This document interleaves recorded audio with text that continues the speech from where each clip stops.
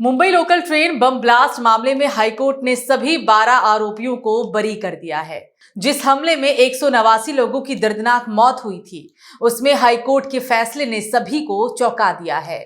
सुनवाई के दौरान ये बात सामने आई है कि जांच एजेंसियां पर्याप्त सबूत पेश नहीं कर सकी और इसी वजह से इन 12 लोगों को बरी करना पड़ा। हाईकोर्ट के इस फैसले के बाद सभी के मन में एक सवाल आ रहा है कि आखिर 11 जुलाई 2006 को ऐसा क्या हुआ था।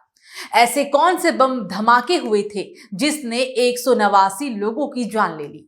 11 जुलाई की शाम को मुंबई में ऐसा क्या हुआ कि लोगों ने उसे 1992 के धमाकों के बाद सबसे बड़ा हमला करार दे दिया। 11 जुलाई को क्या हुआ था, अब ये जानिए। असल में 11 जुलाई 2006 को मुंबई की लोकल ट्रेनों को निशाना बनाया गया था। ये वही ट्रेनें थी जिन्हें लोग माया नगरी की लाइफ लाइन तक कहते हैं। कहीं भी जाना हो तो टैक्सी से ज्यादा लोग इन्हीं ट्रेनों का इस्तेमाल करते हैं और इससे समय भी बच जाता है और पैसे भी कम लगते हैं।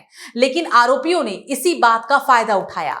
ज्यादा भीड़ को देखते हुए उनकी तरफ से इन्हीं लोकल ट्रेनों को निशाना बना लिया गया। सबसे पहला धमाका शाम को 6:24 पर हुआ और उसके बाद 7 और बम धमाके हुए।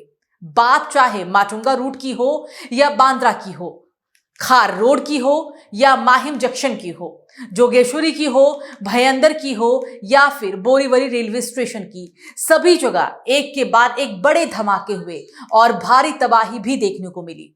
हैरानी वाली बात यहाँ ये थी कि इन धमाकों को साजिश के तहत अंजाम दिया गया। सभी धमाकों में सिर्फ 1 से 2 मिनट का ही अंतर रहा। पहला धमाका 6:24 पर हुआ, इसी तरह बाकी कई और धमाके हुए और 11 मिनट के अंदर पूरी मुंबई बम ब्लास्ट से दहल उठी। हाईकोर्ट ने जो रिजल्ट दिया है उसका तो सम्मान है, लेकिन जो दोषी है उसको तो दोष को तो पनिशमेंट होना ही चाहिए। ये सिर्फ लोकल का सवाल नहीं है, ये तो सवाल पूरे भारतीयों का है। जो ऐसा ब्लास्ट करे या जो नियम से बाहर होता है उसको दोषी करना चाहिए और उसको दोषी घोषित भी करना चाहिए, ऐसा लगता है।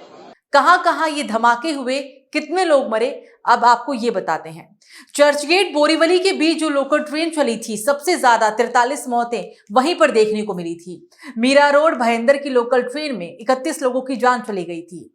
इसी तरह चर्चगेट विरार लोकल ट्रेन में 28 लोगों ने और चर्चगेट बोरीवली लोकल ट्रेन में भी 28 लोगों की जान गई थी। हमलों को कैसे अंजाम दिया गया था, अब ये भी जानिए।